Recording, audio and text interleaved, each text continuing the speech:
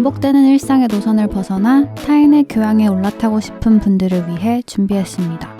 본격 지식생각 시선 투척 방송 개별 교양 환승센터 151회 유랑킴 졸업방송 지금 시작합니다. 안녕하세요. 안녕하세요. 다양한 문화를 넘나들며 공연과 미디어의 세계를 탐방하고 있는 유랑킴입니다. 정치사회와 문화 콘텐츠를 좋아하는 장빈동입니다. 세상 모든 비주류와 마녀 감성을 좋아하는 허유생입니다. 문화예술을 즐기는 따뜻한 인상주의자 김순트입니다. 반갑습니다. 반갑습니다. 반가울 수 없습니다. 그 웃음소리는 뭐예요? 유랑님의 졸업 방송이라니요. 할 얘기가 많습니다. 네. 유랑님은 할 얘기가 많으니까 조금 아껴두고 네. 일단은 그간의 결정 과정을 조금 말씀을 드리면 이해에 도움이 되실 것 같아서 네. 저희가 지금까지 저희 방송을 꾸준하게 처음부터 들으신 분들은 아시겠지만 저희가 1년 단위로 내부적으로 계약을 맺습니다. 구두 계약이죠. 구두 계약이고 뭐 돈과 관계없는 1년 유지 계약, 종신 계약을 딱 맺고 1년은 무조건 하자 이렇게 하고 한 6개월에서 7개월쯤 될 시기에 한번 물어봅니다. 다음 1년에 대한 생각을 물어보고 각자가 본인의 생각을 정리해서 결정하자. 네. 이렇게 하기 때문에 이번 시즌에도 똑같이 진행을 했는데 결과가 이렇게 됐습니다. 그래서 유랑님께서 많이 고민하시고 본인의 결정을 하셔가지고 저희에게 말씀을 주셨고 나머지 저 포함해서 3명은 또 이상한 결정을 해가지고 좀 지긋지긋하다. 이어가게 됐으나 네. 일단 유랑님은 이번 시즌 3까지 저희 패널로 참여해 주시기로 했습니다. 네, 맞습니다. 뭐 유랑님께서 간단하게 어떤 과정으로 결정을 하셨는지 네. 얘기해 주시면 좋지 않을까.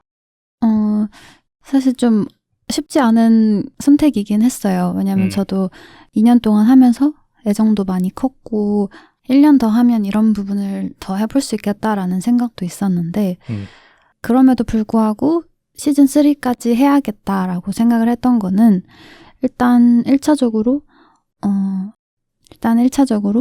몇 차까지 있죠? 일단 그 생활이 많이 망가진 것 같아요.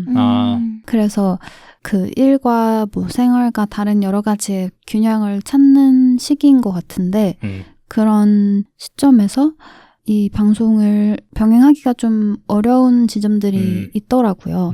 뭐 물리적으로도 그렇고 체력적으로나 뭐 정신적으로도 그렇고 그래서 좀 선택과 집중을 해야 하는 시기가 왔다고 생각을 해서 덜 중요해서는 아니지만 아무튼 그걸 선택하는 과정에서 잠시 쉬어야겠다고 생각을 했고 향후 다가올 1년을 생각해 봤을 때도 여기에 제가 집중을 할 수가 없을 것 같더라고요. 근데 이번에 이제 그런 문제들이 생기면서 느꼈던 거는 저도 저지만 그 패널 분들이나 청취자분들한테도 제가 최선을 다하지 못하는 게 좀 죄송하더라고요. 그래서 그런 이런 생각의 과정 끝에 결정을 하게 되었습니다. 아마 많은 고민을 하시지 않았을까. 그럼 뭐 생활이 망가졌다고 하지만 자칫 들으면 우리 때문에 망가진 것일 수도 있는데 아니요. 빈둥이 때문이에요.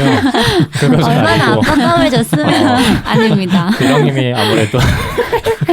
유랑님이 아무래도 그 다른 분들과는 다르게 비정기적으로 규칙적이지 않은 상황에서 업무를 보다 보니까 프리랜서셔가지고 네. 그리고 하시는 그 몸담고 있는 업종의 특성상 루틴이 좀 루틴화가 되어 있지 않잖아요. 맞아. 네. 그래서 본인이 밤을 새는 경우도 많고 뭐 연이어서 일을 하는 경우도 많고 이래가지고 아무래도 무리가 많이 되시지 않았나. 맞아요. 사실 그런 환경에서 방송을 1년 하는 것도 어려운데 맞아요. 2년이나 유지를 해오셨고 내가 볼 때 3년은 내가 봐도 무리야.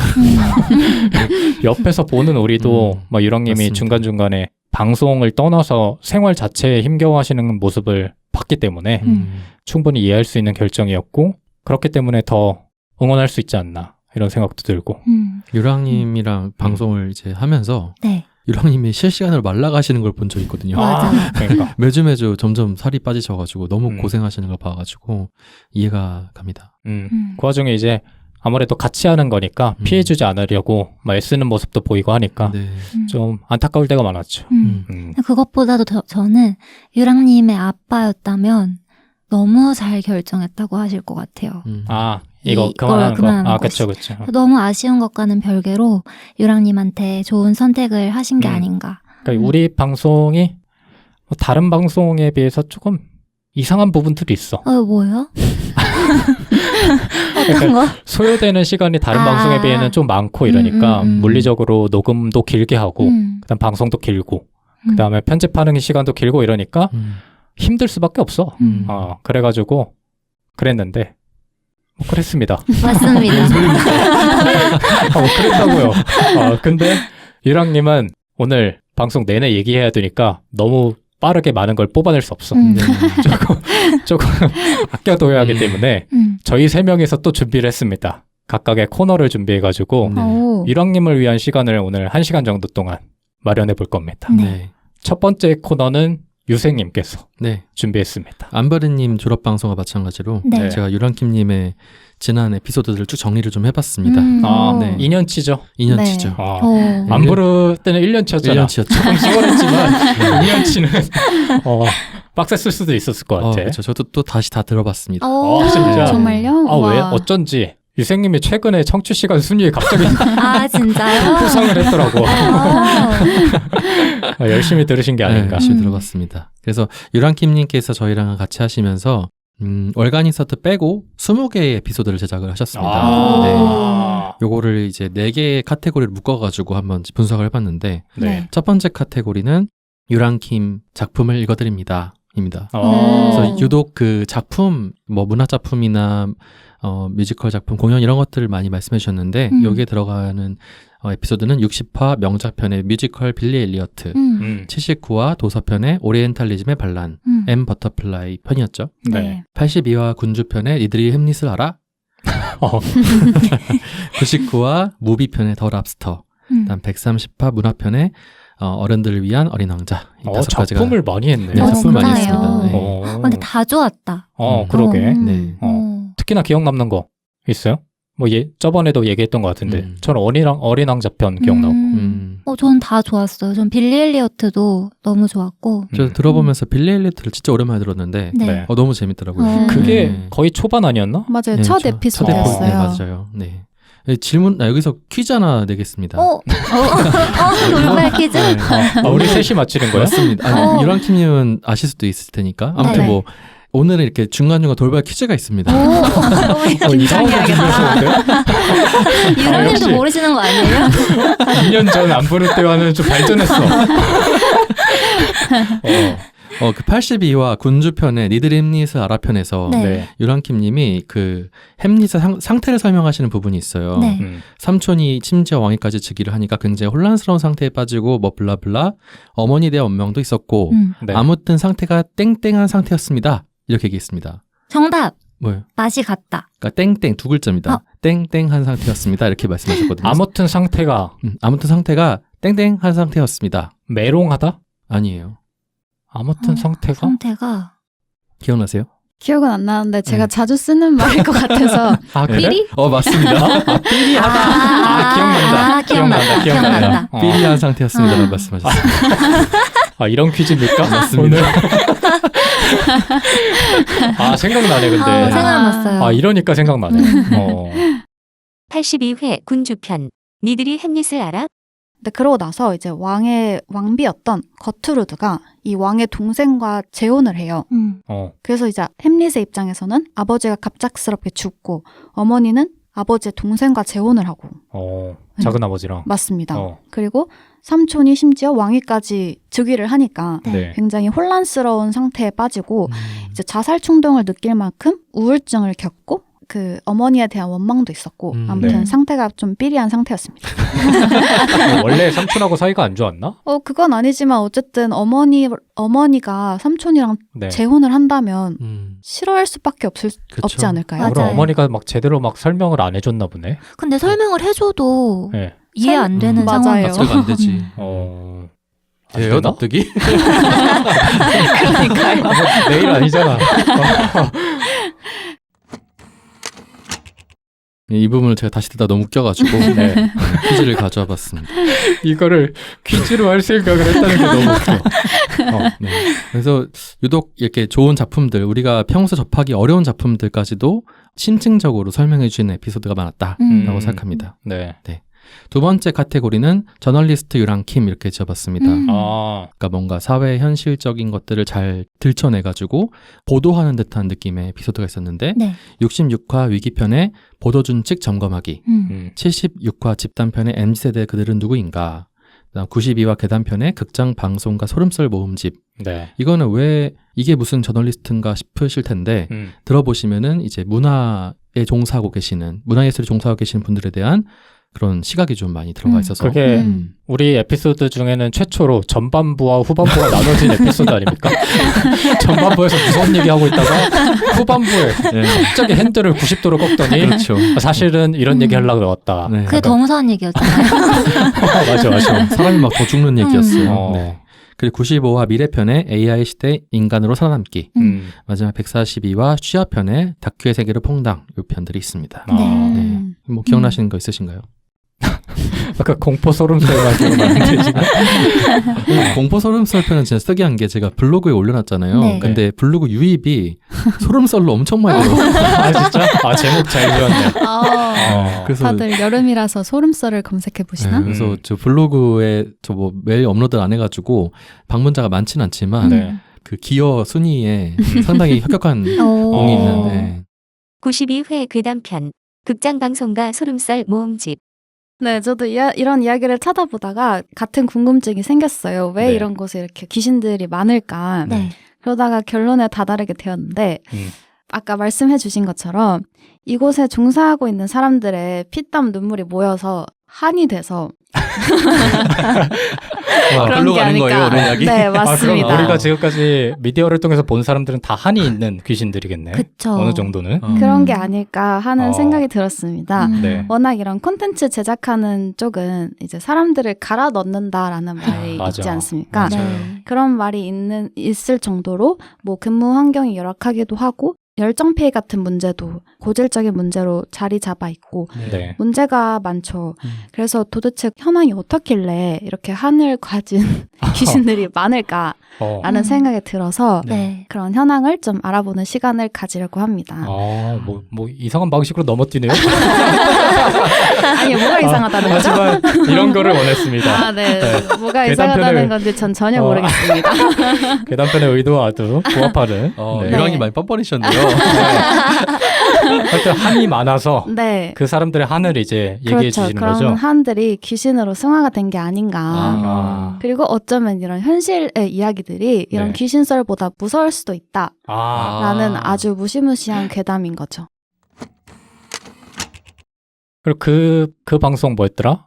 그 보도준칙. 네. 그때 저희가 저희 방송 치고는 많지 않은 네. 일침 댓글이 한번 달린 적이 있어가지고. 맞습니다. 그쵸. 기억납니다. 기억나요. 오. 그때 왜냐면 우리가 좀 토론을 했었던 기억이 나요. 네. 방송 내에서. 네. 그래가지고 제가 펼쳤던 생각과 다르게 생각하시는 청취자분께서 장문의 댓글을 맞아요. 남겨주셔가지고 토론이 확장됐던 기억이 있습니다. 아, 그런 저도 그 다시 읽었거든요. 그 네. 댓글을. 네. 그분이 운전하고 가시다가 듣다가 빡쳐가지고 맞아. 차를 세우고 아, 댓글을- 그렇게 말하니까 기억난다. 제가 볼 때 아직도 빡쳐 계셔가지고 그때 이후로 등장하지 않으셨어.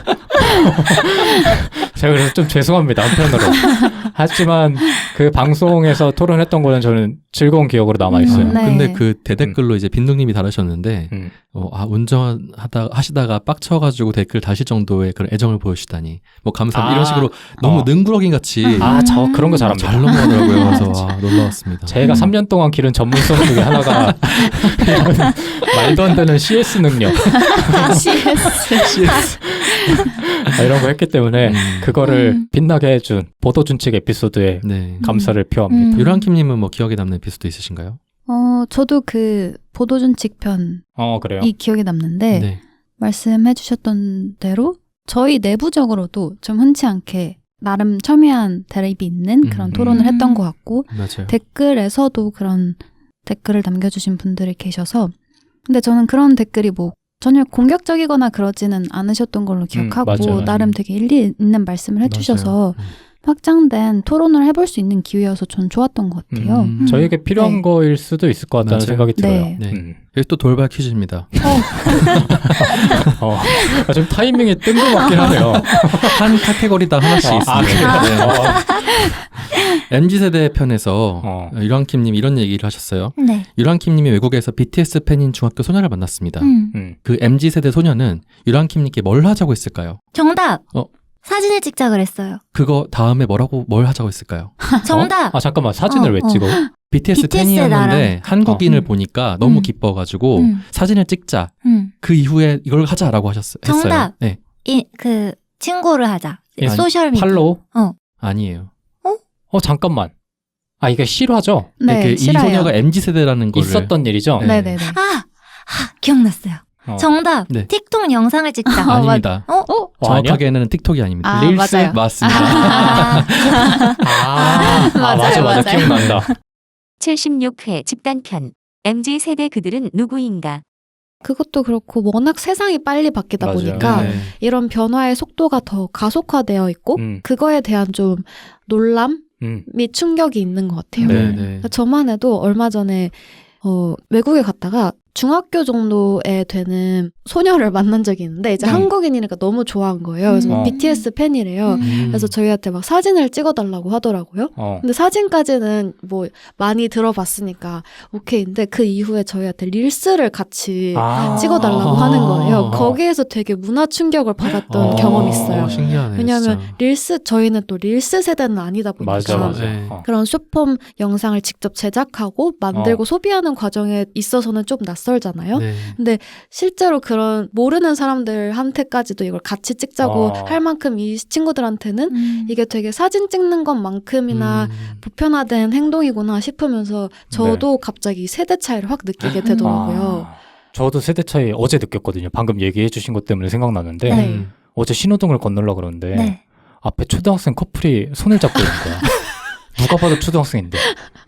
그건 우리 때도 있었어요. 근데 손 잡을 수 건전한 거 있잖아. 아니에요? 손을 잡을 수 있잖아. 그래서 네. 내가 봤어. 네. 뭐 하나. 근데 갑자기 남자애가 네. 그 마스크 위로 여자애한테 뽀뽀를 하더라고. 그래서 내가 이게 맞나? 라는 생각이 잠깐 그럴 수 있지.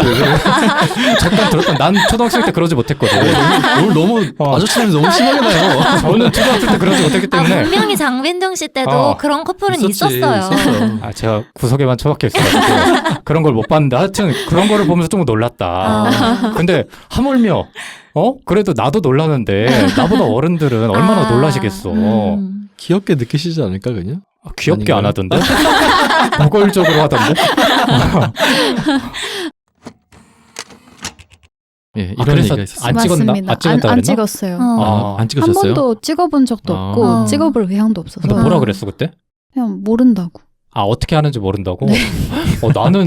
나는 거절하기 좀 어려워서 그냥 했을 것 같은데. 진짜요? 진짜요? 네. 거절하는 게 그 항복판에서 춤을 추는 것보다 더 어려운 일이에요? 나는 그런 요구를 되게 당연하게 하는 사람한테 거절을 하면 그 사람이 민망할 걸 먼저 생각하는 것 같아. 진짜? 그래서 그냥 할 것 같은데 난 안 천사네 할 것 천사. 같아. 저는 못할 것 같아요. 착해서 그런 게 아니라 그 당황함을 보면서 그 민망해하는 모습을 보면서 내가 느낄 당황스러움이 싫은 거야. 방금 유랑킴님 엄청 시니컬하게 들었던 거. 천사네 천사. 두 분 합니까? 저 못해요. 못해? 네. 저는 유생님은 해. 재밌을 것 왜냐면 같은데. 춤 잘 예. 추시니까. 그쵸. 싱싱한 싱우니까. 그만해요. 알았어. 세 번째 카테고리 넘어가겠습니다. 네. 세 번째 카테고리 이름은 세상으로부터 해방되고 싶은 그녀 유랑킴 이렇게 잡았습니다. 뭔가 자유를 원하고 해방이 되고 싶은 게 너무 많으신가 봐요. 기억난다. 해방 단어 기억나. 63회 선택편의 오토바이 입문 가이드. 네. 자유함을 느끼는 게 좋아서 오토바이 타신다고 하셨고 네. 85회 취향편의 웰컴 투 캠핑 월드. 네. 여기는 언제 자유함을 느끼냐고 저희한테 질문도 하셨었고요. 106화의 기록편에 저를 잊어주세요. SNS나 그 웹상 공간에서 네. 나를 지우는 잊혀질 권리. 예, 잊혀질 권리. 잊힐 권리였죠, 실제로는. 예. 110화의 주말편의 본격 워라벨 긴급 점검. 네. 일하기 싫어하는 유랑킴. 휴가 가고 싶은 유랑킴. 146회 해방편의 톡톡 튀는 디지털 디톡스. 아. 유랑킴님은 왜 이렇게 해방이 되고 싶으세요? 그러게요. 모아놓고 보니까 그렇네요. 내가 볼 때 이거 일이 다 불규칙적이라서 본인이 자꾸 해방되고 싶은 욕구가 평소에 쌓여갔던 것 같아. 근데 그게 그런가? 풀기가 쉽지 않잖아. 근데 무의식적으로 좀 발현되는 게 아닌가. 그러니까 유독 많으시더라고요. 그렇네요. 저희 중에서는. 저도 근데 유랑님이 이렇게 자유를 좀 갈망하고 해방되고 싶어하는 감성을 좋아하시는 분들이 많았어. 되게 많잖아요. 특히나 캠핑, 오토바이 같은 것들을 좀 자유롭게 이렇게 히피도 그렇고 맞아요. 그런 거를 추구하는 모습을 약간 본인의 이상처럼 느끼시는 분들도 많아가지고 응원을 많이 해주시지 않았나. 유랑님이 세상으로부터의 그 반항심이 있으신 것 같아요. 반항심이요? 반항심이요? 청소년인가요? 있으시다니까요? 근데 그게 반항심이라기보다는 약간 그런 부분에서 갈증을 느끼는 것 같아, 본인이. 벗어나고 싶어 하는 거? 말 그대로? 해방되고 싶은 거? 그러니까 유랑님이 되게 자꾸 일과 좀 연계가 되어서 생각이 들긴 하는데 자유로운 분위기에서 일하지만 자유로운 것 같진 않은 느낌을 저는 받거든요. 네. 그리고 평소에 생활하시는 것도 그렇고 그러다 보니까 자기만의 세계가 필요한 순간이 있는 것 같아. 아니 말고요. 그런 것 같아요. 그런 것 같아요. 맞는 네. 말씀이신 것 같습니다. 아까 쓴트님 뭐라 그랬죠? 뭐가요? 반항심이요. 반항심보다는 좀 낫지 않았어요? 퀴즈 나올 타이밍인 것 같습니다. 퀴즈 내보겠습니다. 좋습니다. 선택 오토바이 입문 가이드 편에서 유랑킴님이 소개해 주신 오토바이 중에 할리 데이비슨이 있어요. 할리 데이비슨 타는 분들은 보통 천천히 주행을 한다고 하셨거든요. 네. 그 이유가 무엇일까요? 그 소리를 사람들이 듣는 시선을 즐기기 위해서? 비슷한데 정확하게 어떤 소리? 모앙 하는 거 아니야? 엔진 소리. 비유를 얘기하셨습니다. 비유? 이런 소리가 난다. 이 고동감을 느끼기 위해서 뭔가 있었던 것 같은데. 엔진에서 이 소리가 난다. 유랑님 알아요? 동물. 동물. 힌트가 동물입니다. 기억하시네요. 그럼요. 사자 소리? 뭔 사자? 아니요? 고래 소리? 탈 거라고 생각해보세요. 탈 것과 관련해서. 말 소리. 말 무슨 소리? 말 히잉하는 소리. 말 소리가 말 뭐야? 뒷걸음치는 소리? 아니 말에서 무슨 소리가 나와? 말 신음소리? 말 울음소리. 말을 탔어요. 말 무슨 소리가 들립니까? 말 발굽 소리. 그렇지. 본인이 설명을 약간 이상하게 하지 않았어? 이거보다 어떻게 설명해? 저 음흉하게 얘기했어. 탈 것이라고 했는데 갑자기 신음 소리가 왜 나오는 거야? 상상도 못했네. 미안합니다. 63회 선택편 오토바이 입문 가이드. 그러니까 쉽게 말해서 속도 빨리 가는 것보다는 엔진의 이 고동감을 느끼면서 네, 맞아요. 그걸 느끼면서 가는 건데 실제로 할리 데이비슨 같은 경우에는 되게 그 멋있는 아저씨들이 느긋하게 달리잖아요. 그 이유가 엔진에서 말발굽 소리가 난다는 게 특징이에요. 근데 그게 너무 빨리 달리면 안 난다고 해요. 그래서 그 소리를 한껏 느끼면서 말 탄 간지로 그런 거를 좋아하는 거구나. 네, 맞아요. 그래서 이거는 빨리 가는 목적의 바이크가 아니고요. 네. 또 어떤 측면에서는 안전한 것도 있는 게 워낙 차체가 크다 보니까 그 자체로 갖는 안정성도 있고요. 그래서 속도보다는 뭐 그런 안정성을 목적을 두고 타는 바이크입니다. 말 발굽 소리가 나는 할리 데이비슨. 네, 이런 얘기 되게 재밌더라고요. 다시 들어보니까. 마지막 네 번째 카테고리는 사실 나머지를 모아봤는데 모아놓고 제목을 지어봤는데 거의 어느 정도 맞아요. 유랑킴 그녀의 은밀한 취향 이렇게 적어봤습니다. 그래서 69화의 여행편에 후루룩 중국 누들로드, 그다음 114화 겨울편에 지갑사수 쇼핑 비밀 파헤치기, 122화 괴짜편에 드러는 만나 손드아임, 126화 변화편에 무대를 뚫고 나온 공연, 134화 패션편에 히피룩 A to G 5가지가 있습니다. 진짜 취향이 드러난 에피소드였네. 맞네요. 제목을 다 굉장히 잘 지으셨네요. 그러니까 은밀한은 어디서 나온 겁니까? 그냥 적었습니다. 근데 사실 이런 이야기를 듣기가 어렵잖아요. 어디 가가지고. 사람들이 쉽게 생각할 수 있는 주제는 아니니까. 우리가 살면서 중국의 국수가 뭐가 있는지 파본 사람들 많지 않을 거잖아요. 그런 의미에서 좀 은밀하다. 이런 느낌을 좀 받았습니다. 근데 사실 유랑님하고 처음에 같이 하기로 했을 때 우리가 주로 고려한 것 중에 하나가 우리 셋이 갖고 있는 취향이 아니기 때문에 셋이서 좀 같이 하고 싶다라는 생각을 했던 기억이 나거든요. 그러니까 우리 셋과는 차별성이 있는 사람을 원했기 때문에 그런 에피소드들이 남은 게 아닌가. 맞아요. 라는 생각도 들고. 저도 사실은 별로 관심 없는 이야기들이 많았었는데 막상 듣고 굉장히 재밌었던 기억이 납니다. 그리고 주제는 우리가 관심 없는 주제일지라도 공통적으로 얘기 나눌 수 있는 부분들을 잘 가져오시는 것 같아요. 네. 그래서 에피소드를 들을 때도 재밌지만 에피소드 설명을 들을 때도 재밌지만 얘기를 나누면서도 시야가 확장되는 경험을 합니다. 이제 마지막 퀴즈 나갑니다. 벌써? 벌써 마지막이에요? 그 쇼핑의 비밀 파헤치기 편에서 네. 빈둥님이 이런 질문을 해요. 마트에 거울이 있는데 에스컬레이터에 거울이 붙어 있는데 이거 왜 붙어 있는지 궁금해하는 거예요. 그래서 물어봤어요. 왜 이유를 아십니까? 물어봐가지고 모르는 상태에서 물어봤던 거죠. 근데 유랑킴이 이렇게 대답을 했습니다. 뭐라고 대답했을까요? 기억 안 난다 이건. 고춧가루? 이빨에 고춧가루? 아닌가? 그러니까 좀 황당한 얘기를 갑자기 하거든요. 유랑킴님이. 맞춰주신대요. 거울, 에스컬레이터에 거울이 왜 붙어 있나요? 라고 물어봤는데 유랑킴이 갑자기 황당하게 이런 얘기를 해요. 뭐지? 본인도 기억 안 나요? 네, 저는 이건 기억 안 나요. 진짜 좀 황당하고 뻔뻔합니다. 힌트 없어요?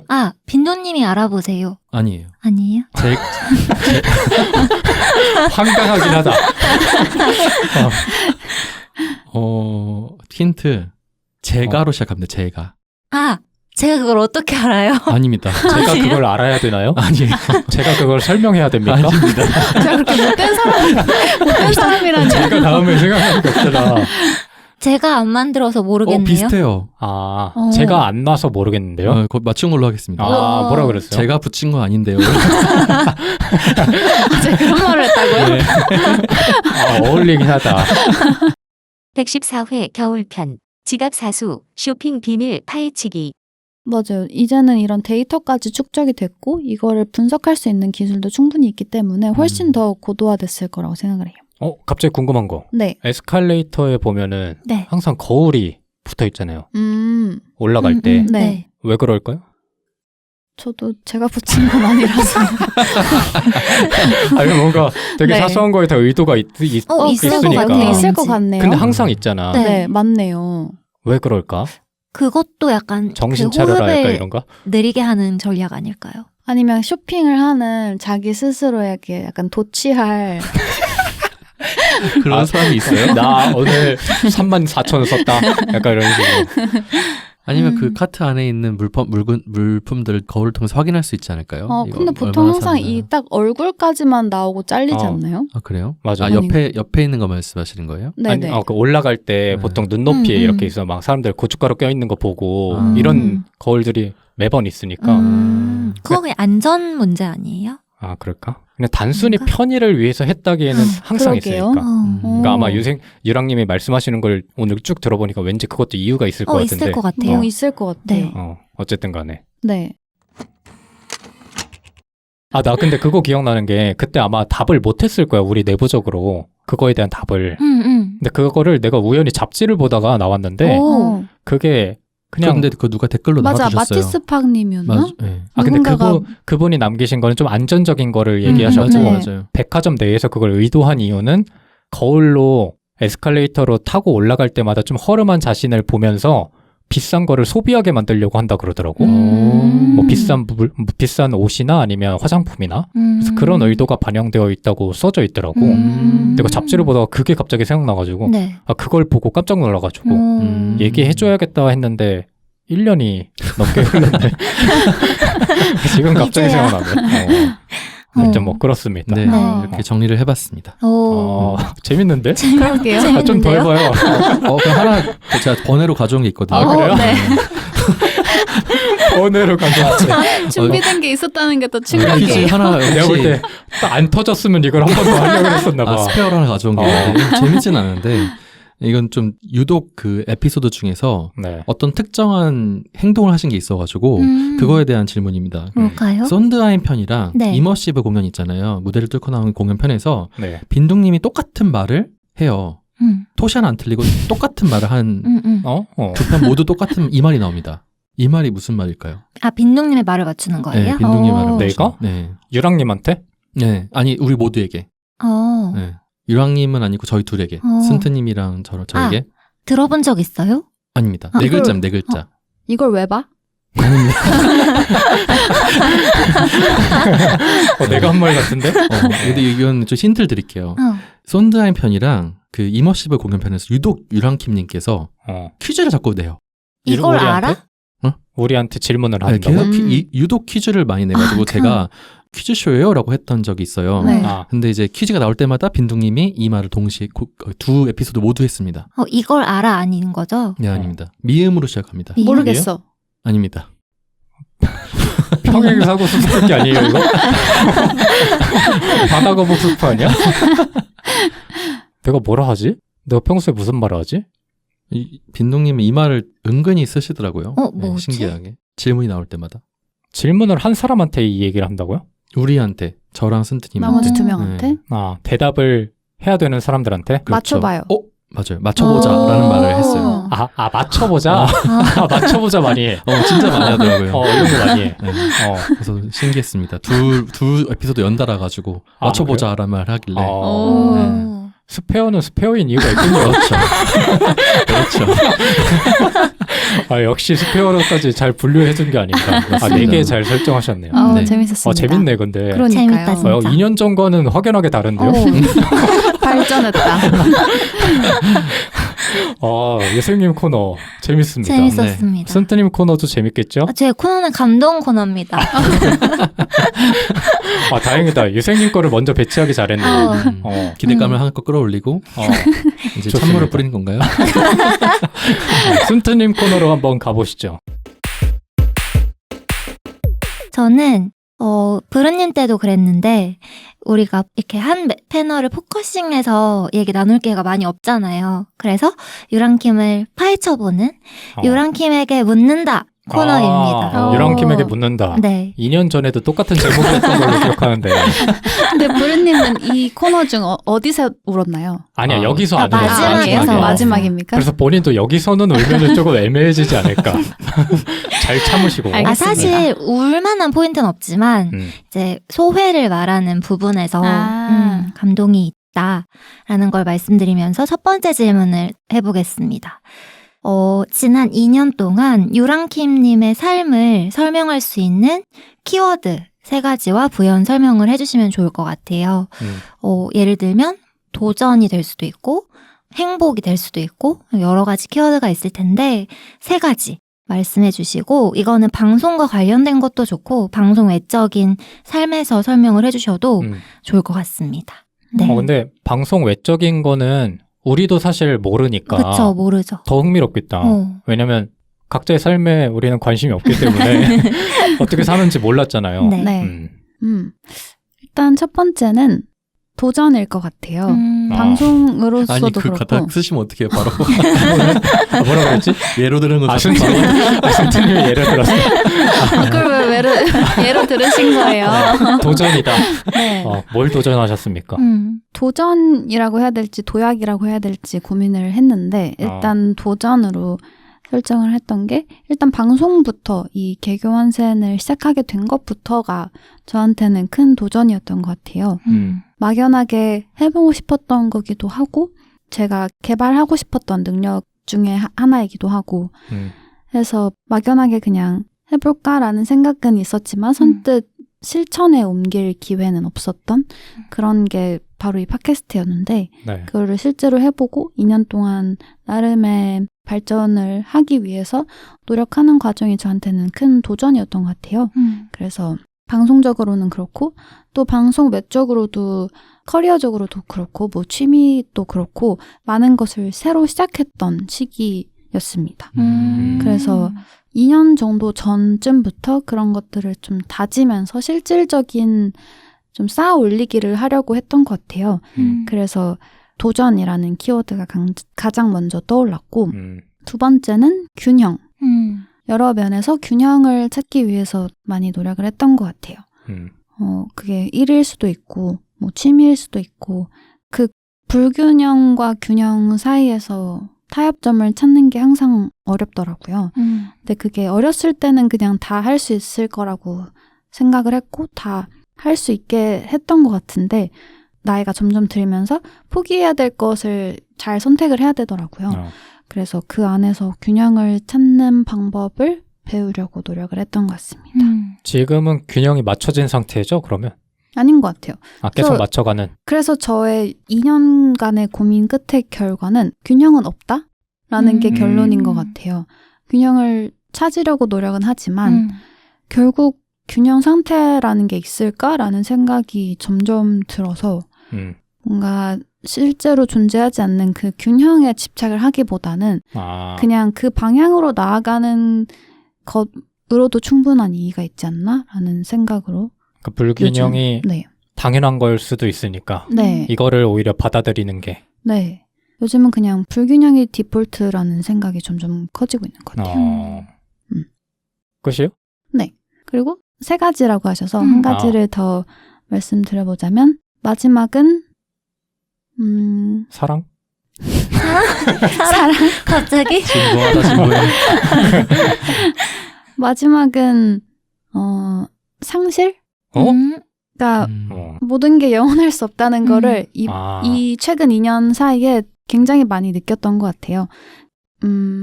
강아지? 뭐 강아지도 그렇고 주변에 사람들도 항상 같이 있을 순 없잖아요. 그리고 뭐 내 신체 능력이나 뭐 이런 것도 항상 예전만 같을 수도 없고 그래서 뭐 이 방송도 이제 끝을 내려는 시점에서 뭐든 있을 때 진짜 잘 해야겠구나라는 생각을 많이 했던 것 같습니다. 그래서 이 3가지 키워드가 제 2년 동안의 삶을 설명할 수 있었던 키워드가 아닌가 싶습니다. 뭐죠? 처음부터? 도전, 균형, 상실. 도균상. 이상한 거 하지 마요. 짜증이 화나네. 왜 내 코너 망쳐요? 나도 순간 짜증났어. 하고 내가 짜증났어. 미안합니다. 감동 근데, 코너인데 말이죠. 그러니까요. 이미 끝났어. 아니 근데 지켜보면서 우리가 사적인 얘기는 안 나눈다고는 했지만 그게 잘 보였던 것 같아요. 유랑님이 도전하는 거, 그리고 여러 가지 일들 사이에서 균형을 잡으려고 하는 거, 그리고 상실도 언뜻 얘기하시는 그런 부분들에서 잘 느껴지지 않았나 싶습니다. 네, 그것도 궁금해요. 그러면 균형을 맞춰가면서 해보고 싶은 다음 도전이 있으신지? 좋은데요, 질문? 그래요? 다음 도전? 다음 도전은 아무래도 조금 일적인 부분에 초점이 맞춰져 있는 것 같아요. 뭐라고 정확하게 말하기는 어렵지만 조금 더 집중을 해보고 싶다라는 생각이 있습니다. 본인이 원하는 뚜렷한 모습이 있는 거예요, 지금은? 있죠. 그럼 자연스럽게 다음 질문으로 가서 네. 유랑킴이 그리는 10년 후 유랑킴의 모습을 얘기 나누면 그게 자연스럽게 드러날 것 같아요. 제가 지금 하고 있는 일이 정확하게는 말하기 어렵지만 그냥 이야기를 만드는 일이라고 생각을 할 수 있을 것 같아요. 네. 근데, 넓게 보면. 네. 그래서 10년 후에는 뭔가 세상에 내놓을 수 있는 그리고 사람들한테 닿을 수 있는 그런 이야기를 꺼내놓고 싶다라는 생각이 있습니다. 10년 후에? 네. 직접 만드셔가지고요? 네. 10년까지 멋있어. 안 걸릴 수도 있잖아요. 거길 바라봐야죠. 근데 만족할 만큼의 뭔가 퀄리티가 나오려면 그 정도의 시간은 걸리지 않을까요? 그러니까 뭐 그 안에서의 과정은 있을 수 있겠지만 제가 만족할 만큼의 결과물을 낼 때까지는 그 정도의 시간이 필요할 것 같다는 생각이 있습니다. 딱 나중에 성공해가지고 인터뷰할 때 저에게는 힘든 2년의 시간이 있었습니다. 그래서 그 2년 동안 날 괴롭힌 한 인간이 있었습니다. 토요일마다 지하실에 모여서 인고의 시간을 보낸 적이 있습니다. 그러진 않겠지만 유랑킴이라는 자아가 분명히 도움될 때가 있지 않을까. 물론이죠.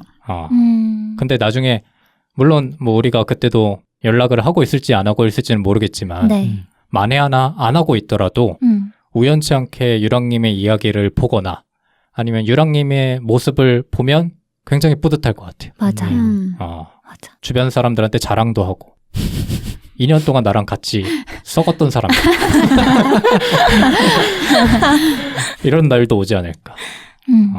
여기서 기습 질문입니다. 좀 기습 여기도. 퀴즈를 내는 줄 알았어요. 질문이군요. 이거는 유랑님한테 드리는 질문은 아니고요. 방금 유랑님이 지난 2년 동안에 유랑님을 3가지 키워드로 말씀하셨잖아요. 나머지 2분이 지금까지 본 유랑님을 1가지 키워드로 설명한다면 이렇다를 얘기해 주시면 또 청취자분들이 유랑님을 이해하시는데 도움이 되지 않을까 싶어요. 내가 생각하는 유랑킴은 뭐 땡땡이다. 하나씩 얘기해 주세요. 본인도 있어요? 전 없어요. 왜요? 저 있긴 한데 여러분의 답변을 먼저 듣고. 그래? 저는 있어요. 말 잘못했다. 저 있어요. 그럼 먼저 해요. 그래요? 먼저 해요? 뭘 자꾸 말을 끊지 말고 뭘 말을 전 해요. 딱 있어요. 전 유랑님은 외강 내유면서 외유 내강이다. 뭐 딱 이해되지 않아요? 외강 내강이잖아요. 아니. 그럼 그냥 정상인 상태 아니야? 아니야. 외강 내유면서 외강 내강 외유 아니야. 내유잖아요. 뭘 말하고 싶은 거예요?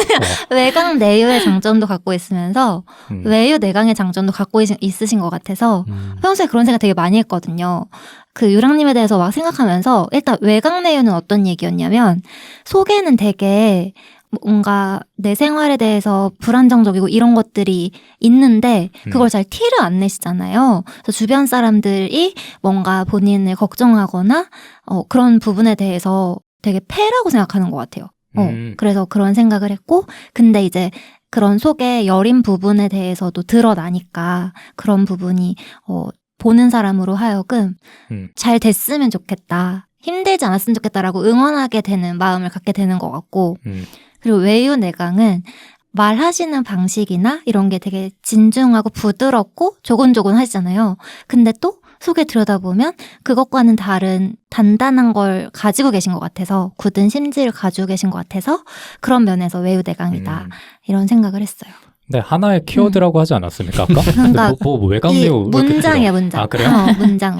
문장 해도 돼요. 문장 해도 돼요. 제가 볼 때는 본인 거 생각 안 하다가 역으로 아니에요. 질문이 들어오니까 많이 당황하지 않아요? 아니에요. 자, 어디 하나씩 해보세요. 중요한 방송에 자꾸 까지 마세요.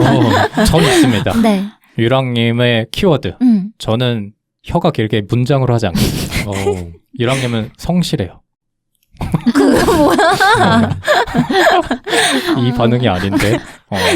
그렇게 뭐 임팩트가 있진 않아요. 유랑님이 성실한데 내가 본 성실의 모습은 그거였어. 어떻게든 잘하려고 하는 모습이 보였어. 근데 이거는 청취자분들은 잘 모르실 수도 있을 것 같아요. 왜냐면 직접 본 게 아니니까. 근데 유랑님은 어떻게 해서든 더 잘하고 싶고 방송에 도움이 되고 싶어서 자기도 어쩔 방법을 모르니까 그거에 대한 답답함을 느껴가는 모습이 약간 옆에서 보이는 거예요.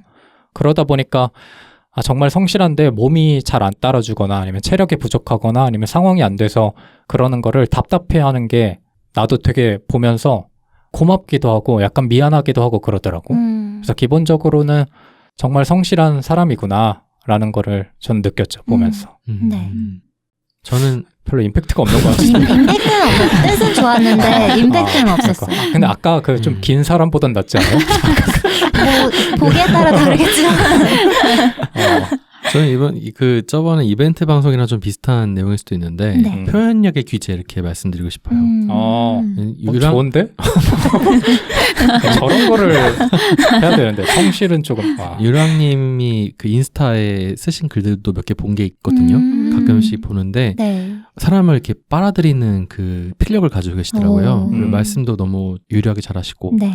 표현을 참 잘하시는 분이다라는 생각했습니다. 네, 이야기를 만드시는 분답게 이야기를 참 잘하시는구나 라는 생각을 하게 되는 것 같아요.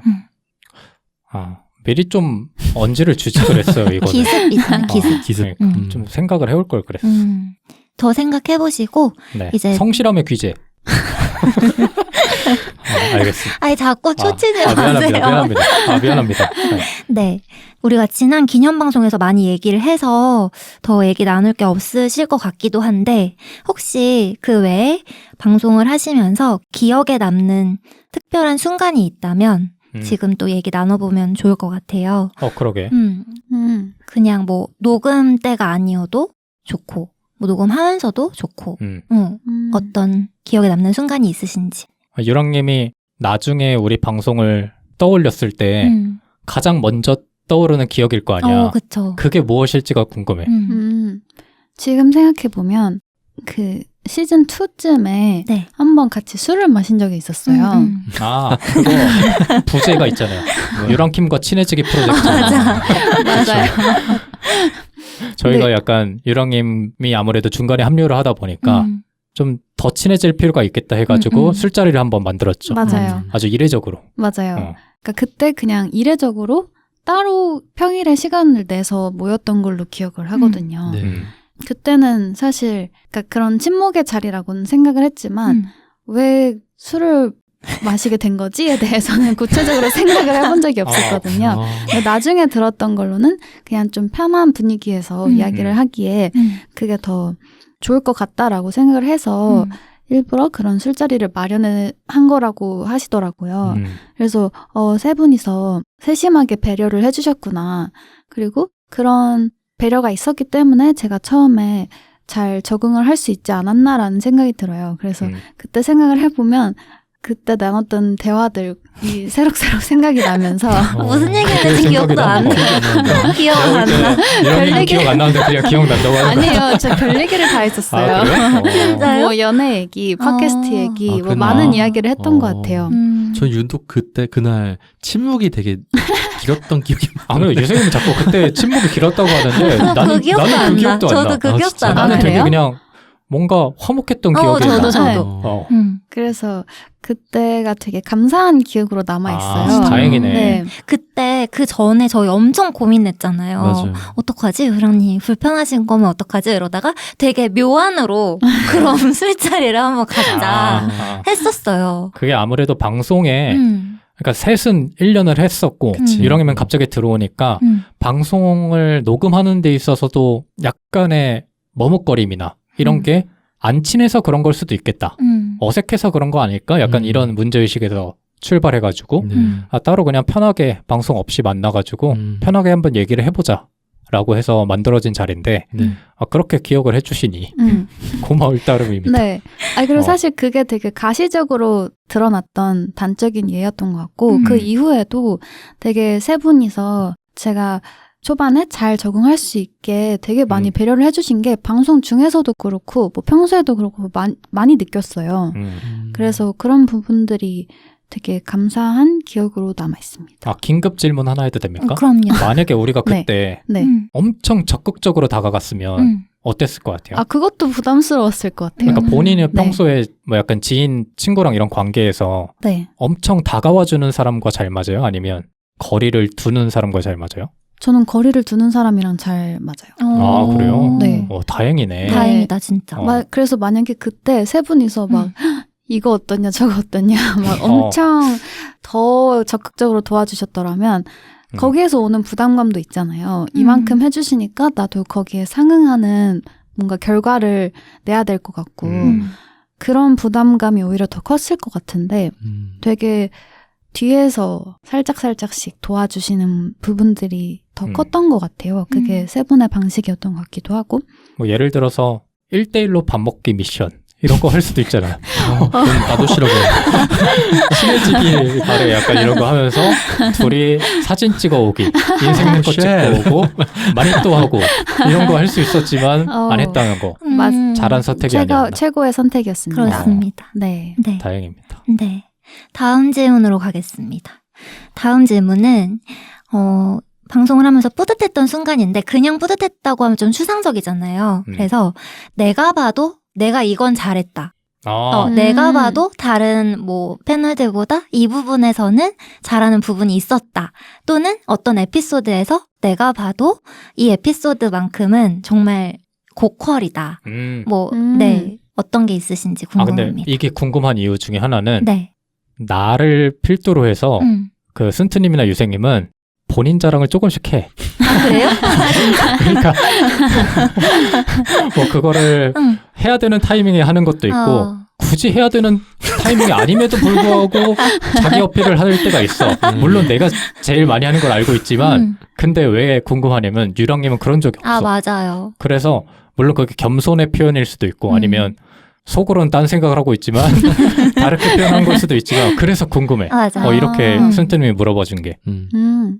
근데 제가 그 이전 3주년 특집 방송 때도 말씀드렸듯이 뭔가 딱히 두각이 나타나는 그런 두각을 드러내는 그런 장점은 사실 아직 못 찾은 것 같아요.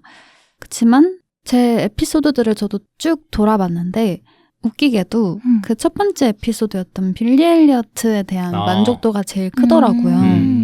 그래서 왜 그렇지라는 생각을 되게 많이 했어요. 뭐 물리적으로 많은 시간을 투자한 것도 맞지만 그래도 다른 에피소드들도 그만큼의 시간을 투자했던 것 같기도 하고 근데 이상하게 그 빌리 엘리어트에 대한 애정도 크고 내용도 만족스럽고 그렇더라고요. 그래서 초심으로 돌아가야 되나라는 생각을 하면서도 그게 뭐였는지 정확하게 모르겠으니까 그게 왜 그랬을지 왜 그런 기억으로 남았는지 잘 모르겠더라고요. 그래서 약간의 미스테리로 끝났습니다.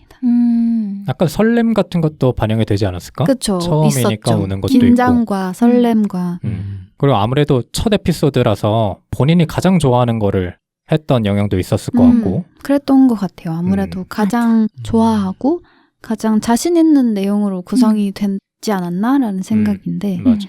네. 근데 제가 이번에 다 들어봤잖아요. 네. 근데 첫 에피소드랑 최근 에피소드 간에 큰 차이가 없으세요. 그 기복이 거의 없으시더라고요. 그래서 되게 평균보다 훨씬 더 상향된 수준으로의 내용 구성이나 아니면 뭐 전달력이나 이런 것들이 쭉 유지되셔가지고 놀랐습니다. 되게.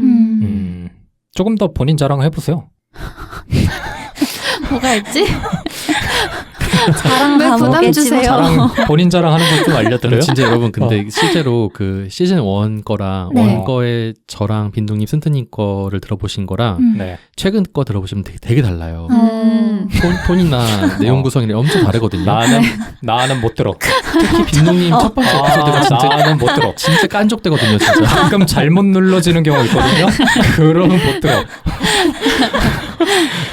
근데 유랑님은 거의 기복이 없으세요. 그래서 그 놀라운 점이 발전이 없었네요. 이미 발전된 상태로 예, 거의 그 페이스가 흔들리지 않으시더라고요. 발전할 게 없었을 수도 있죠. 그렇죠. 자신감을 갖고 자기 자랑 좀 하세요. 이제 맞습니다. 앞으로는 저희 보고 그 점은 배우셔야 될 것 같습니다. 되게 뻔뻔하네. 자기 PR이 되기 때문에. 네. 그럼 이제 마지막 질문으로 유랑님 다음으로 후임이 올지 안 올지는 모르겠지만 만약 후임자가 온다면 그 후임자에게 남기고 싶은 말, 주의사항도 좋고 뭐 누구는 피해라 이런 것도 좋고 이거 조심해라. 누구야? 조심해라. 누구야? 그리고 녹음할 때 뭐 이렇게 하면 좋다도 좋고 남기고 싶은 말이 있으시다면 해주시면 궁금하다. 좋을 것 같아요. 후임자에게 그 암브르가 유랑님한테 남겼던 말은 사실 1년 겪고 한 거잖아요. 그쵸. 유랑님은 2년이나 겪었기 때문에 할 말이 더 많을 수도 있어. 후임자에게 잘해라. 많이 뻔뻔해지셨네요. 어떻게 해야 될까요? 근데 사실 뭐 어떻게 해야 될지를 말할 입장은 아닌 것 같고 네. 다만 한 가지는 나머지 세 분이 어떤 마음으로 하고 계신지를 아니까 거기에 해가 되지 않았으면 좋겠다는 그런 그러니까 그 마음을 충분히 알고 거기에 동참해 주셨으면 좋겠다는 마음이 큰 것 같아요. 왜냐면 되게 어렵게 3년을 지켜온 방송이잖아요. 그러니까 그리고 되게 소중하게 세 분 다 생각을 하시고 그래서 그런 마음을 더 키워주실 수 있는 아니면 그 마음에 동참을 하실 수 있는 분이 오셨으면 좋겠다. 그리고 그만큼의 애정으로 사랑해 주셨으면 좋겠다라는 생각이 있어요. 좋은 말인데요. 좋습니다. 감동적이에요. 네. 코너 끝입니까? 제 코너는 여기서 마무리하도록 하겠습니다. 왜요? 아닙니다. 네. 이제 제 코너입니다. 마지막이니까 감동 타임이 나와야겠지요. 이 감동을 이미 파괴하고 있는데. 불안한데요. 마지막은 저희끼리 이제 주고받는 시간입니다. 네. 뭐 남기고 싶은 말을 서로에게 하는 기회의 장을 제가 만들어 놓을 테니까 속마음을 한번 내비쳐주는 것도 좋지 않을까. 물론 저번 Q&A 방송 때 어느 정도 얘기는 하긴 했지만 네. 그래도 이제 진짜 유랑님을 방송에서 마주하는 건 마지막이 될 수도 있으니까 물론 이후에 특집 방송을 하게 된다면 언제든지 초대 드릴 수 있겠지만 시즌 3에서는 마지막이니까 뭐 평소에 유랑님한테 하고 싶었던 말이 있으시면 하는 것도 좋지 않을까. 유랑님이 먼저 할까요? 우리가 먼저 할까요? 본인이 선택하는 걸로. 제가 각각의 패널 분들한테 하고 싶은 말? 네. 퉁쳐서 하기엔 좀 그렇지 않을까요? 통쳐서 해도 되죠, 뭐. 왜? 왜? 듣고 싶어서 그렇죠. 아직 시간 좀 남았어요. 그럼 제가 마지막에 하겠습니다. 아, 그래요? 네. 그럼 우리 먼저 할까요? 좋아요. 나부터요? 먼저 해보시죠. 먼저 해보세요. 사실 아까 할 얘기를 조금 하긴 했는데 네.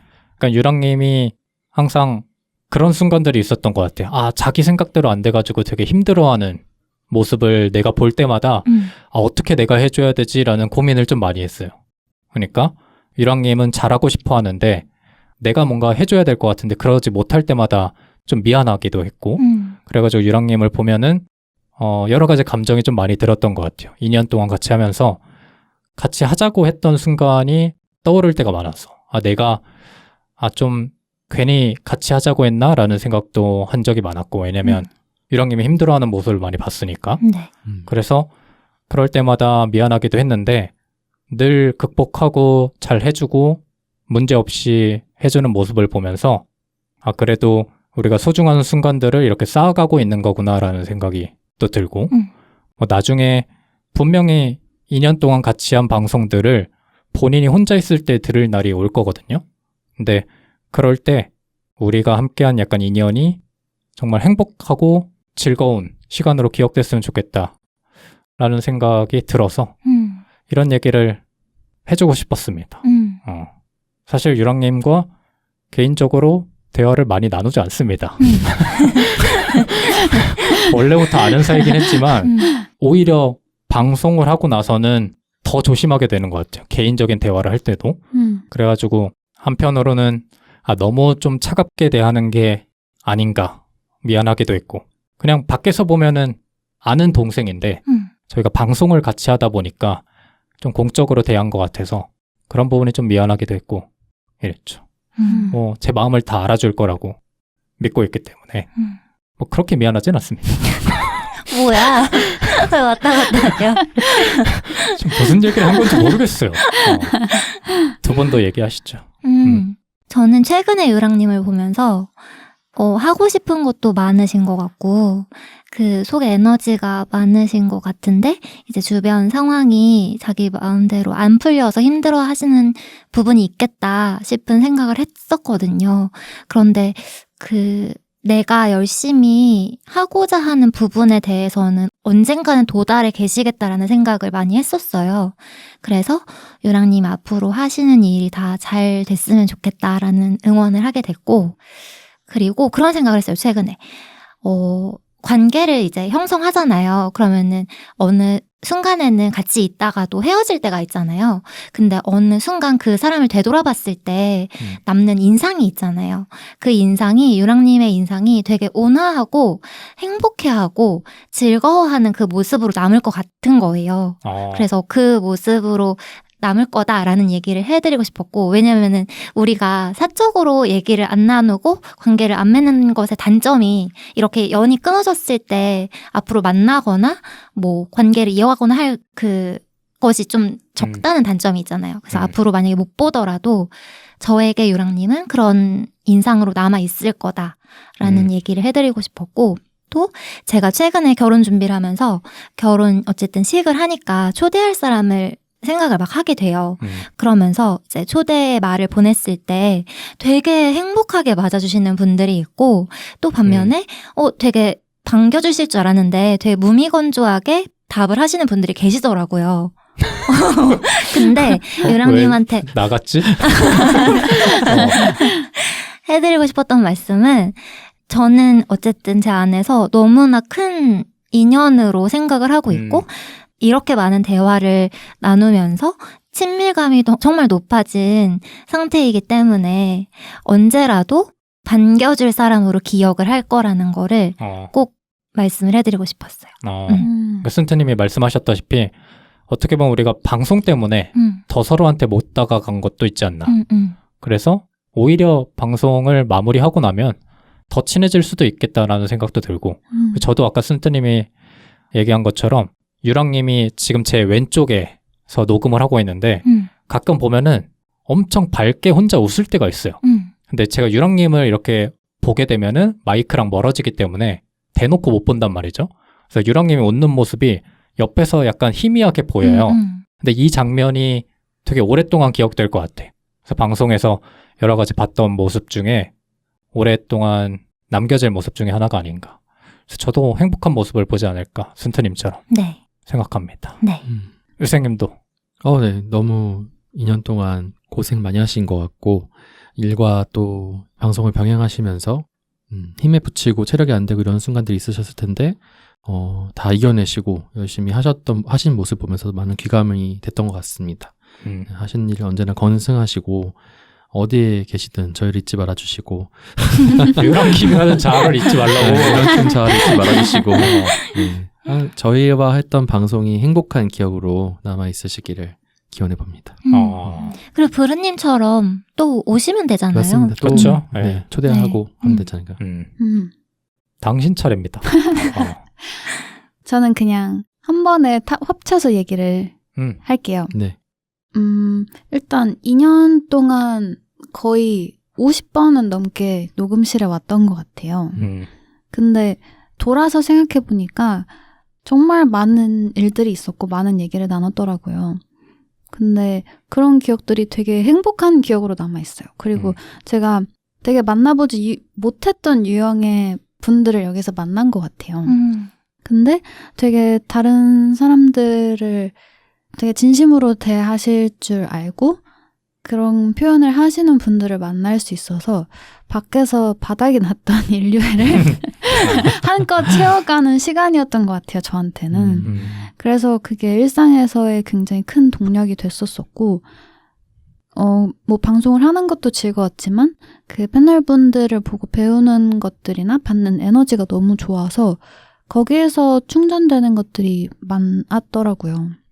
그래서 돌이켜서 생각해보면 뭔가 힘들어서 그만해야겠다라는 생각보다는 제가 여러 가지 여건상 뭔가 이만큼 열심히 하시고 진심으로 하시는 분들인데 제가 거기에 그만큼 맞춰서 할 수가 없는 상황이라서 그러면 제가 너무 아쉬울 것 같고 다른 분들한테도 그게 좋지 않을 것 같아서 그만해야겠다라는 생각이 들 정도로 이게 힘들었던 뭐 기억으로는 전혀 남아있지 않고 그만큼 2년 동안 정말 많은 걸 배웠고 많은 걸 얻었던 시간이었던 것 같고 그 뒤에 이제 새 패널분들의 되게 따뜻한 시선과 마음이 있었던 것 같다고 기억이 남더라고요.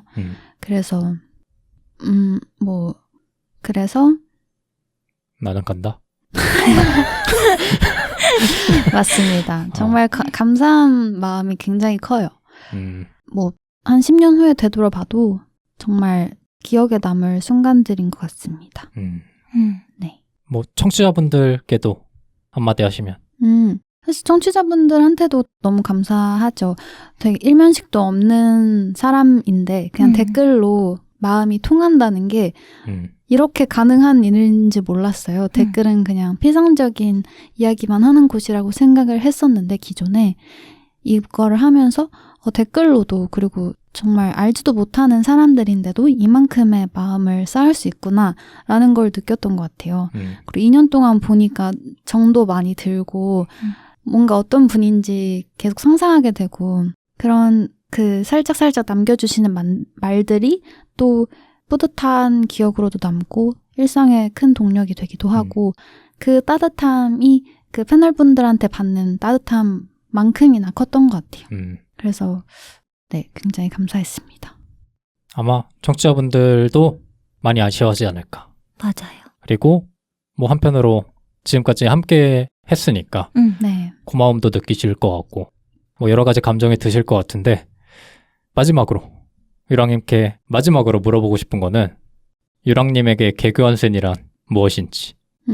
아주 진부한 질문 아닙니까? 오, 진부하지만 어려운 하지만 질문인데요. 해야 됩니다. 마지막이기 때문에. 개교환세는 어려운데요. 아니면 어떤 시간으로 남을 것 같아요? 저희와 함께했던 인연이. 근데 정말 너무 추상적이지만 추상적이고 너무 뻔한 소리 같지만 저한테는 정말 그 따뜻한 시간이라는 인상이 굉장히 커요. 그러니까 개교환센을 생각하면 예를 들어 약간 엠버빛 조명이 되게 떠오르더라고요. 뭐야? 엠버빛. 호박색. 호박색. 호박색 조명이에요? 네. 그러니까 예를 들어 엠버빛 네네네. 조명? 네. 전문 용어인 줄 알았어요. 엠버빛 조명? 그러니까 뭔가 쨍한 형광등 말고 뭔가 따뜻한 빛이 생각이 나더라고요. 그만큼 뭐 패널분들과의 나눈 대화도 그렇고 받은 에너지도 그렇고 청취자분들한테 받은 에너지도 그렇고 다 되게 따뜻한 기억으로 남아있어요. 그래서 저는 되게 제가 차가운 면이 많아졌다고 생각을 했는데 그리고 일부러 그런 면에 있어서 좀 담을 쌓고 살려고 했던 것 같은데 그런 때에 이렇게 싹 스며들어 그런 따뜻한 기운이 이렇게 좀 스며들어서 저까지도 조금 더 따뜻한 사람이 되지 않았나라고 생각을 합니다. 그래서 저한테 개교환센은 따뜻함. 엠버빛 조명이다. 네. 근데 얘기하니까 떠오르네. 네. 유랑님이 초반부보다 후반부, 그러니까 시즌2보다 3에서 더 따뜻해 보였던 것 같아. 맞아요. 그러니까 본인이 평소에 힘들었거나 이런 것들도 녹음하면서 오히려 풀어져가는 그런 느낌도 많이 받았고 본인이 댓글도 보고 좋아하는 모습도 보이고 그다음 저희랑 대화를 나누면서도 그런 변화는 좀 있지 않았나. 맞아요. 있었던 것 같습니다. 여기가 좀 확실히. 덥긴 하지만 그거랑 별개로 좀 네. 따뜻해지신 게 아닐까 라는 생각도 들어서 괜히 제가 다 기분이 좋네요. 저희가 그래서 방송은 마지막이니까 저희 셋이서 나름의 선물을 준비했습니다. 맞습니다. 유랑님께. 오. 지금 선물의 부피가 커가지고 녹음실 안에는 없지만 네. 밖에 나가면 있으니까 이따 나가실 때 가져가시기 바라고 선물은 저희가 3가지를 준비했거든요. 다 유랑님이랑 관련이 있는 것들. 오. 첫 번, 뭐야, 감흥 없는 반응이 뭐야. 아니, 너무 예상치 못했어요. 이렇게 실물을 주면서 보여줘야 되는데 실물 없이 설명하려니까 나도 좀 애매하다. 근데 설명 잘할 테니까 들어보세요. 첫 번째로는 빌리 엘리어트 포스터가 그려진 액자입니다. 우와. 저희가 열심히 찾아가지고 이 포스터가 담겨진 액자를 하나를 주문해서 가져왔고, 두 번째로는 저는 조금 반대했으나 스ን트님이 우기셔가지고 어린 왕자 팝업북. 오. 되게 고퀄이에요. 나중에 스ን트님이 한번 너무 보세요. 좋다 그래가지고 이것도 주문해가지고 가져왔고, 네. 마지막으로는 오토바이 키링을 가져왔습니다. 우와. 그러니까 키링인데 거기에 오토바이 뭐라 그러죠 그걸? 패치라 그러나? 응. 오토바이 고무라 그러나? 고무. 그러니까 오토바이 모양이 그려진 혼다 오토바이 모양이 오. 그려진 그 고무인데 그걸 키링으로 제작이 돼가지고 나중에 오토바이 타실 때 오토바이 키링을 하시면 더 예쁘지 않을까 라는 생각을 갖고 저희가 3가지 선물 너무 감동인데요? 준비했습니다. 보여주지도 않고 얘기하는 부피가 너무 커. 액자가 좀 커가지고 여기 갖고 오는 것도 녹음하기 전에 보여주는 것도 약간 이상할 것 같아서 밖에 쇼파에 있으니까 우와. 이따가 드리도록 하고 네. 뭐 그 정도입니다. 오늘 유랑님과 얘기를 했는데 다행히 울음은 터지지 않았습니다. 아니에요. 참고했습니다. 기대한 것 같은데요? 아닙니다. 방송쟁이가 울음이 나왔으면 필요로 했는데 편집이 애매할 뻔했지만 네. 그래도 유랑님이 잘 참아줘가지고 네. 다행입니다. 근데 마지막이니까 저희가 비공식적으로 유랑님이 한번 녹음하다가 울었지 않습니까? 그거 왜 울었는지를 아직도 못 들어가지고 난 그게 너무 궁금해. 그 안보르 특집 방송 때 잠깐 얘기하긴 했지만 네. 유랑님이 한창 힘들었던 네. 시절인 것 같아. 일 때문에. 맞아요. 녹음을 하는데 그냥 얘기를 하다가 갑자기 울었나? 맞아요. 근데 펑펑 울었어. 맞아요. 그러니까 처음에 참다가 우리가 너무 셋 다 당황해가지고 유생님이 유랑님 우세요? 이랬던 기억이 나는데 맞아요. 유랑님이 아니라고 하면서 아니라고 계속 부인하시다가 갑자기 펑펑 우셨다. 그때 하필 또 소년이 온다 편이어가지고 제가 막 소개를 하다가 저를 보시면서 막 울음을 참고 계시길래 이게 너무 슬프시길래 이게 얼마나 슬프시길래 이러지? 나도 처음에 그렇게 생각했는데 아무리 생각해도 그건 아닌 거야. 아니 내용도 들어가지도 않았던 상태였어가지고 깜짝 놀랐던 기억이 있는데 그때 그 상황을 유랑님 입으로는 들은 적이 없어가지고 맞아요. 마지막이니까 한번 들어봅시다. 아니 그때 별 이유가 있었던 건 아닌데 한참 그때 좀 무리했던 상황이었나 봐요. 근데 그럴 때 이제 뭔가 괜히 이렇게 서러운 그런 거 있잖아요. 이제 그런 상태로 왔는데 저도 모르겠어요. 그냥 하다 보니까 그게 계속 이제 남아 있었던 상태였던 거죠. 그러니까 완전히 이렇게 떨구지 못하고 들어왔던 거죠. 그래서 하다 보니까 하다 보면 그렇게 서글프게 올 수가 있다? 아니, 뭔가 나라를 잃은 것처럼 오시던데. 근데 그때 아마 유랑님 좀 늦게 오셨을 거야. 그랬나? 힘드셔가지고. 그래요? 그래가지고 그랬나? 중간에 녹음실에 들어와서 얘기를 하다가 울었던 걸로 저는 기억을 하거든요. 아마 그랬나요? 전날에 잘- 되게 힘들었지 않았나. 뭐 정확한 상황은 기억 안 나는데 아무튼 뭔가 살짝 이렇게 서러운 상태로 혼자 서러운 상태로 왔다가 하면서 그게 완전히 떨쳐지지 않아서 계속 참고 있다가 그게 그냥 나도 모르게 그냥 눈물로 나올 때가 있잖아요. 없는데? 그래요? 근데 우리가 왜 물어봤냐면 네. 어쨌든 우리랑 같이 있는 공간에서 운 거니까 우리 셋이 그때 집에 가면서 우리 때문인가? 우리 때문이 아닙니다. 조금이라도 전혀 있을까? 아닙니다. 생각했지만 그건 아니었던 네, 걸로. 전혀 아니었어요. 네. 이제야 후련해집니다. 하여튼 그랬던 걸로. 네. 민망하네요. 다행입니다. 그래서 오늘 1시간 동안 유랑님의 졸업 방송을 해봤는데 유랑님은 뭐 이번 시즌까지 참여하시지만 유랑님이 진행했던 에피소드들은 저희가 또 팟빵에 보시면 따로 분류를 해놨기 때문에 그 에피소드 플레이리스트를 보시면서 유랑님을 추억하시는 것도 좋지 않을까라는 생각이 들고 아무래도 청취자분들과는 이제 마지막으로 소통할 수 있는 시간이 될 것 같아서 네. 본 에피소드에 많이 댓글로 작별 인사 남겨주시면 뭐 졸업 축하 인사, 작별 인사라고 하니까 좀 그렇다. 맞아요. 나중에 특집으로 또 올 수 있으니까. 잠시만 안녕 인사를 한번 보내주시고 유랑님께서도 이제 이 에피소드에 달린 댓글까지는 이제 대댓글을 달아주시면서 소통할 수 있으니까 네. 많은 분들께서 와주시면 좋지 않을까 생각이 듭니다. 좋습니다. 네. 그리고 마지막이니까 유랑님께서 얘기해 주시고 끝내는 걸로 한마디 하시죠. 네.